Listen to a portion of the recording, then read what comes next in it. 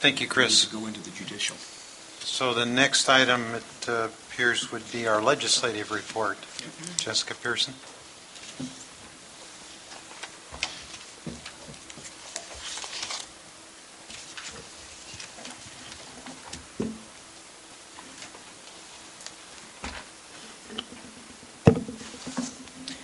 Good morning. Good morning. Well, the legislature has certainly kicked into gear quite a bit since we last met. We're fast approaching deadlines for bills to move out of policy committees in their House of Origin. When I addressed you in March, we were still analyzing introduced bills, and by we, I mean me. And committee hearings were just beginning. In the last week, there's been major activity on bills in our issue area, including on two which I will discuss in greater detail later in my report. So your packet in front of you includes an updated bill tracking list. By updated, meaning I printed it in order to include it in the 10 days ahead, but the way things are moving now, as soon as I print it, it's almost out of date. Right now, I'm tracking about 26 bills that are listed in that report. Some bills fall off of that list because they're changed in committee. They take on a different subject area. Sometimes committees introduce or amend bills, and then that brings them into our subject area. So you'll see that bill report changes frequently. On that topic, yesterday, a trio of water bills were amended and are being moved forward by members of the Assembly Water Parks and Wildlife Committee. The three bills relate to a potentially reworked water bond, and from what I hear are meant to be placeholder or study bills for now, meaning that the language is intended to change probably after the budget is settled, hopefully in mid-June. These bills are AB 142, AB 295, and AB 1331. The first, 142, is by Assemblymember Perea, and it relates to water resources infrastructure. This bill would require the Department of Water Resources to undertake a comprehensive study of state and local water supply infrastructure needs by July 1st, 2014. I'll note that this is similar but not exactly the same as a recommendation we have in the draft Delta Plan of WRR 14. The second bill is AB 295 by Assemblymember Salas. This is related to water quality and includes language related to the need for clean, safe, and affordable drinking water projects, particularly for economically disadvantaged communities, and it would require the State Water Board and the Department of Public Health to conduct a study of water project needs across the state. The last of the trio is AB 1331. It's by Assemblymember Rendon, who's the new chair of the Water Parks and Wildlife Committee. This last bill focuses on Delta funding, and notably it would task our council with undertaking a comprehensive study of the financial needs for state funding for the implementation of the Delta Plan. This is not unlike a recommendation we have in our own financial chapter, Chapter 8 of the draft Delta Plan. Excuse me, Mr. Chair.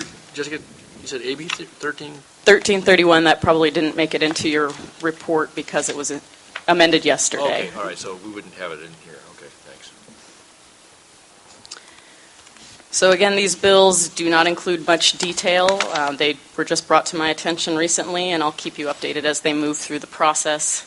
The next step for these bills will be a committee hearing next Tuesday in the Assembly.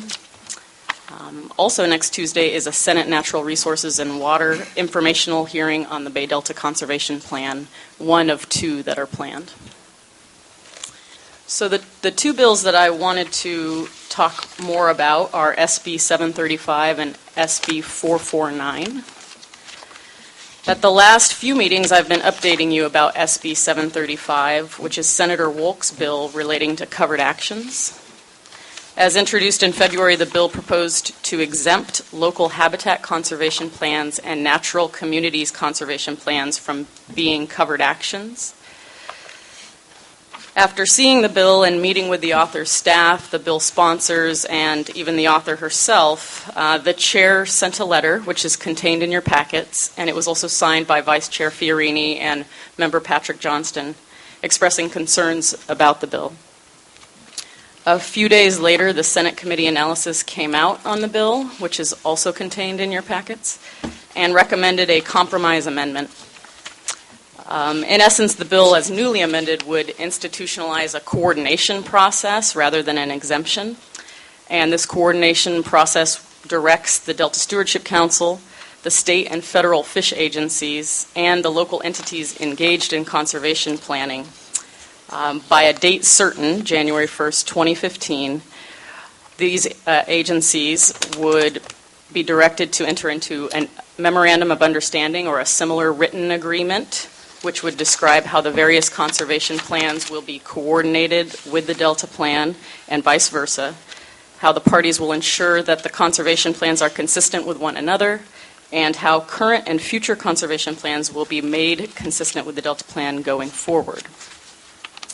In the recent past, we've entered into MOUs with the Department of Fish and Wildlife at the state level and the Bay Conservation and Development Commission on issues where we have overlapping jurisdiction. So I envision that this would be similar to that process. With this amendment, the main concerns that were raised in the Council's 416 letter are no longer applicable. And at the direction of the Chair, I testified in support of the bill at last Tuesday's Senate committee. I also agreed that I would bring the issue back to the full Council and recommend that the Council consider a support position on the bill. Mr. Chairman. Yes. As I understand it, the Council staff has worked with San Joaquin County and Contra Costa County that have habitat plans already. The other counties, Sacramento, Yolo, and Solano, are in the process of developing their own habitat plans, and the amendment, which substitutes the language you described for what's in the bill now, would commit us to that same process that we've engaged in and have offered in any event to those counties. So on that basis, I would move that we support the bill as amended. Second. We have a motion. Mr. Natoli seconds. Any conversation about that? And we will open this up for public comment before we take a vote. Just some Yes. questions, comments. Councilman Johnson mentioned there's other counties that are in the process of developing their habitat plan. Have they asked for help? Do I have it on right? The red bud. Okay. Oh, closer, okay. It's on, okay. Thank you, Pat. Thank you. Have the other counties asked for help in doing this? The other counties that were mentioned by Councilman Johnson? I think I should start by saying that, yes, Councilman Johnston was correct in saying that our staff have been in contact with nearly every county that either hasn't adopted or is working to develop and adopt a local conservation plan. In fact, we're in the process of, we've been meeting with some counties. We're in the process of setting up a more formal process to engage and talk about whether it would make sense to eventually incorporate these plans into the Delta Plan, what that might look like, where there is conflict, where there is opportunity to integrate, etc. So yes, we've received letters over the course of since 2010 when we started doing business, offering to engage and asking how they can engage with the Delta Plan. So there's been frequent conversations, and I expect that to intensify over the next year or so. And we have been responsive, correct, with the requests from the other counties? We have been in conversation with all the counties as far as I understand, yes. Do you really think there's a need to go into an agreement? I know, Pat, you made the motion to support, but I would contend that we kind of watch the bill. We're not complete with the plan. It sounds like there's cooperation between DSC staff and the other counties.